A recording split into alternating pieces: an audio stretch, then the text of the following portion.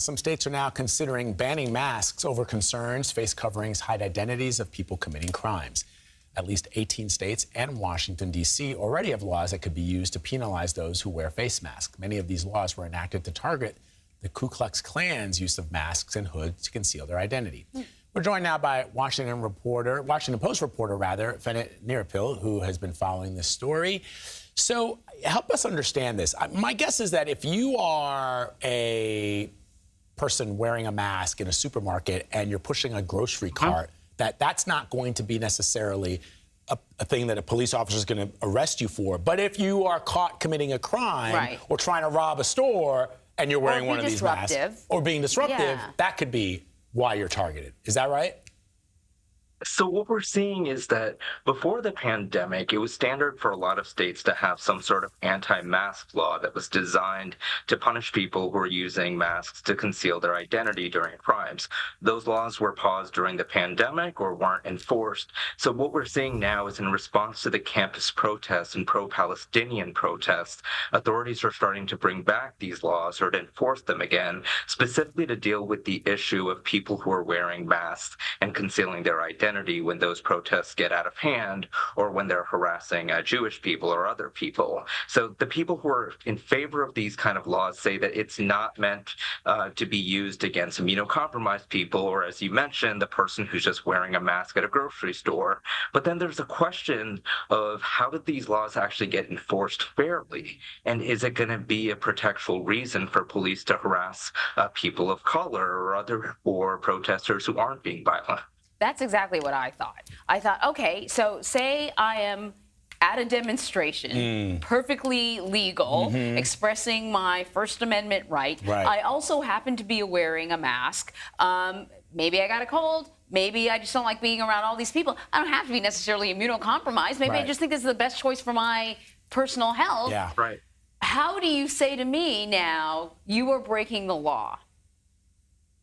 That's the key question, and one that critics of these kind of bans are skeptical of, and it makes people skeptical of how law enforcement is going to enforce this fairly. So the ideal situation, according to a lot of proponents, is that law enforcement uses this as something of an add-on charge. If someone gets violent and then police are able to stop them, then that would be an additional charge to put against them, or it would be an additional punishment that's levied against them. So, okay, so this is not necessarily, these are not being passed because people, local governments are anti-public health measures, right? These are measures that are being done to limit criminalization. So we know that North Carolina's governor recently vetoed legislation to criminalize masking, but House Republicans plan to override that veto. So how could we see, for example, a state like New York propose mask bans? So the governor of New York came out earlier this month saying that she wants to see some sort of criminalization or reinstatement of a law that banned mask wearing in public. But she also said that she thinks it's important to keep some sort of exception for health and along with Halloween and religious reasons. So we also heard the mayor of Los Angeles say something similar last night, that she wants to target mask wearing at protests. So every time I've heard about this issue come up in government, usually they're saying that there should be some sort of health exception in place, but we are seeing this issue start to get more traction. And even separate from laws, we've seen authorities in places like Ohio, Texas, and Florida start to threaten students with arrest for wearing masks at these kind of protests.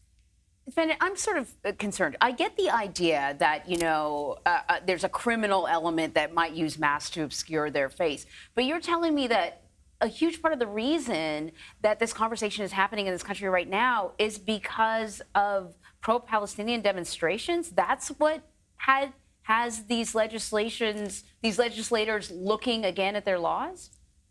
And that's the other issue here from critics of the bills, is that they see it as a pretty blatant effort to try and suppress protest and to respond to civil rights, a cause that politicians don't like. And there's a history of anti-mask bans and anti-mask laws being used against protesters like this. We saw them enforced during Occupy Wall Street, during some of the post-Michael Brown, Black Lives Matter protests, and we were seeing them used against pipeline protesters as well.